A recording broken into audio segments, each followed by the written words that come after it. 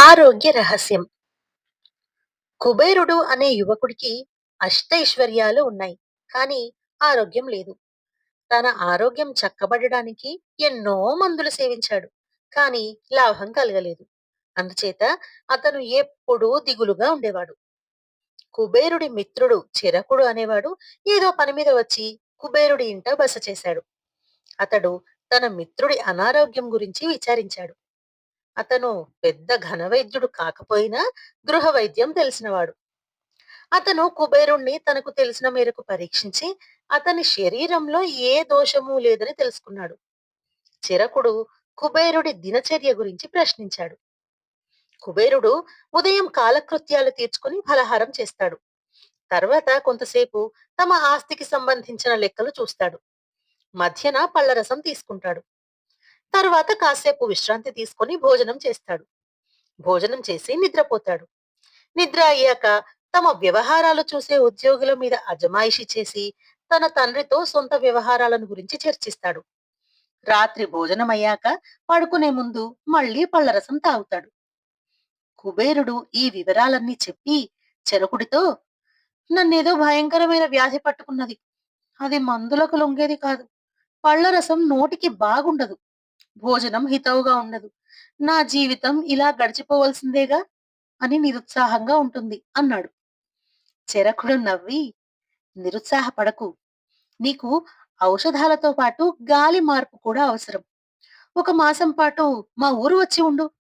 నీ ఆరోగ్యం ఖచ్చితంగా బాగుపడుతుందని నా నమ్మకం అంటాడు. కుబేరుడు తండ్రి అనుమతితో చెరకుడు ఊరు వెళ్ళాడు. ఆ గ్రామంలోని సంపన్నులు కళాప్రియులు. అందుచేత అక్కడ నిత్యము వినోద కార్యక్రమాలు జరుగుతూ ఉండేవి. కుబేరుడికి ఆ కార్యక్రమాలు అమితమైన ఆనందం కలిగించాయి. అందుచేత అతను రోజు సాయంకాలం కోసం ఆత్రంగా ఎదురుచూసేవాడు. అతనిలో కొత్త ఉత్సాహం చూసి చెరకుడు, మా ఊరి గాలి నీకు బాగా పడినట్టున్నది. నీలో ముందు లేని ఉత్సాహం కనబడుతున్నది. నిన్న రాత్రి నాకు ఒక గోసాయి కనిపించాడు.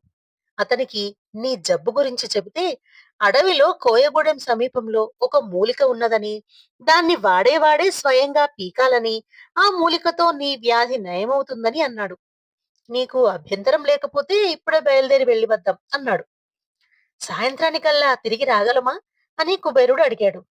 ఆ, ఎందుకు రాలేం? ప్రయాణం కొద్ది గంటలే పడుతుంది అన్నాడు చిరకుడు. మిత్రులిద్దరూ అడవిలో కాలిబాట వెంట నడుస్తూ వెళ్లారు. చిరకుడు చికచిక నడిచేస్తున్నాడు గాని కుబేరుడు నడవలేక మధ్య మధ్య ఆగిపోతున్నాడు.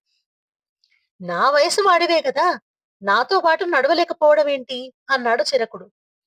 నా ఆరోగ్యం సరిగా ఉంటే నేను నడుద్దును అన్నాడు కుబేరుడు. నీ ఆరోగ్యం గురించే కదా పోతున్నాం. త్వరగా పోకపోతే తిరిగి త్వరగా రాలేం అన్నాడు చిరకుడు. ఆ మాట వినేసరికి కుబేరుడు పట్టుదలగా చిరకుడు వెంట నడిచాడు. ఇద్దరూ చాలా దూరం నడిచి వెళ్ళాక చిరకుడు ఒక ముక్కను చూపి, ఆ, ఇదే ఆ మూలిక. నీ చేత్తోనే పెకలించు అన్నాడు. కుబేరుడు ఆ మొక్కను రెండు చేతులా పట్టి లాగితే వేరుతో సహా వచ్చింది. దాన్ని సమీపంలో ఉన్న కొలనులో శుభ్రంగా కడిగిన మీదట చెరకుడు దాని వేరును కుబేరుడి చేత తినిపించి, ఇక మనం వెనక్కు వెళ్ళవచ్చు అన్నాడు. తాము వచ్చిన దూరమంతా తలుచుకునేసరికి కుబేరుడి గుండెల్లో రాయి పడినట్టయింది. పైగా అతనికి ఆకలిగా ఉంది. మిత్రమా, నాకు ఆకలి మండిపోతున్నది. అడుగు తీసి అడుగు వెయ్యలేను. తినడానికి ఏమైనా కావాలి అన్నాడు కుబేరుడు నీరసంగా. ఆ, అప్పుడే ఔషధం పనిచేస్తుందన్నమాట. ఈ సంగతి తెలిస్తే వెంట తినడానికి ఏమైనా తెచ్చేవాడినే. ఇప్పటికైనా మించింది ఏం లేదు. దగ్గరలోనే కోయగూడెం ఉన్నది. అక్కడ తినడానికి ఏదైనా దొరక్కపోదు అన్నాడు చిరకుడు. కోయగూడెం అంత దగ్గరలో ఏమీ లేదు.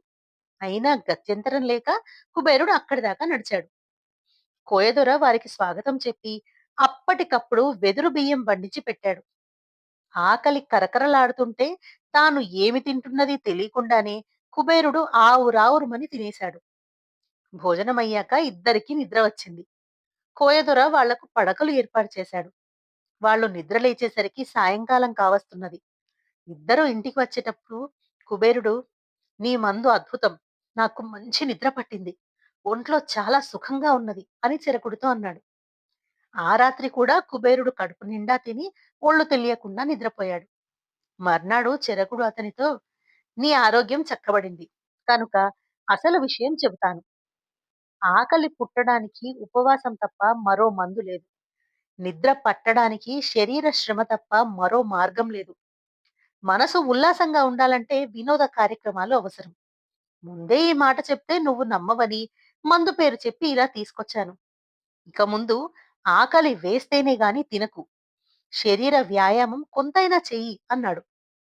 కుబేరుడు ముందు ఆశ్చర్యపడినా తర్వాత నిజం గ్రహించి తన ఊరికి తిరిగిపోయి చెరకుడి సలహాను అమలు చేస్తూ వచ్చాడు. తమ గ్రామంలో అతనే వినోద కార్యక్రమాలు కూడా ఏర్పాటు చేశాడు.